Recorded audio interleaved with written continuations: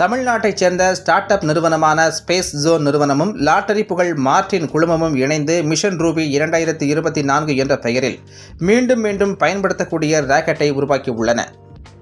இந்தியாவில் தயாரிக்கப்பட்ட முதல் ரீயூசபிள் ஹைபிரிட் ராக்கெட்டான ரூபி 1 3 சோதனை செயற்கைக்கோள்களுடன் ஆகஸ்ட் 24ஆம் தேதி சென்னை அடுத்த மாமல்லபுரம் அருகே திருவிடந்தை கடற்கரையிலிருந்து காலை 7 மணி அளவில் விண்ணில் வெற்றிகரமாக ஏவப்பட்டது.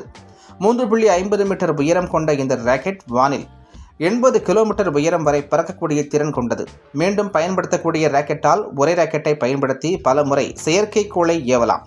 இதனால் செலவு மிச்சமாகும் என்பதே இந்த திட்டத்தின் நோக்கமாகும். மொபைல் ரேஞ்சரை பயன்படுத்தி இந்த ராக்கெட் ஏவப்பட்டது. CSR எனப்படும் அரசுடன் சேர்ந்து தனியார் நிறுவனங்கள் பங்களிக்கும் திட்டத்தின் கீழ் தயாரிக்கப்பட்டுள்ளது இந்த ராக்கெட். இந்த திட்டத்தில் லாட்டரி கிங் மார்டின் குழுமம் 8 கோடி ரூபாய் முதலீடு செய்துள்ளது.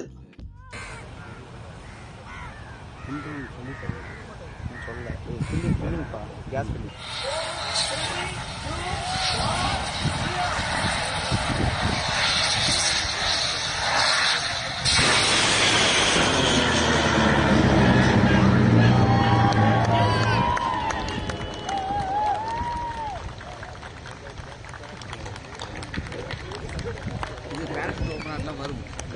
பேரண்ட் ஓப்பன் ஆகுது. தூரத்துலேருந்து கீழே வரத்தை பார்க்கணும். தெரியல, இன்னும் அது தெரியல, அதுதான் பார்க்குறேன்.